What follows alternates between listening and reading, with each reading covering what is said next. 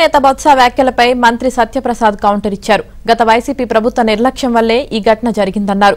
గత 5 ఏళ్లలో 10,35,000 డయేరియా కేసులు వచ్చాయన్నారు.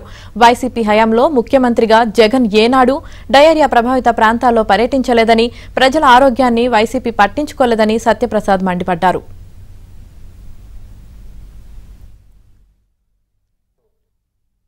అతిసారాల మర్నాడే జరగలేదని నేను అన్నట్టుగా చెప్పారు అధ్యక్ష. నేను చాలా స్పష్టంగా చెప్పాను.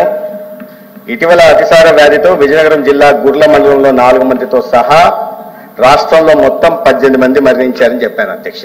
కాబట్టి నేను చెప్పని దాన్ని చెప్పలేదని అంత సీనియర్ అయిన గౌరవ సభ్యులు చెప్పడం సరైనది కాదు అధ్యక్ష. 13వ తేదీ మొదటి కేసు వచ్చింది అధ్యక్ష గుర్లాలో. వెంటనే వాళ్ళు చెప్పినట్టుగా 9 గ్రామాల్లో వెంటనే ప్రబలి 14వ తేదీకి పండుగ రోజు తర్వాత రోజు కేసులు ఎక్కువ వచ్చాయి. మొత్తం 201 కేసులు వచ్చాయి అధ్యక్ష. వెంటనే వీటిని సంబంధిత సిఎస్సిలో అట్లే రెఫరల్ హాస్పిటల్లో కేజీహెచ్లో పంపడం జరిగింది.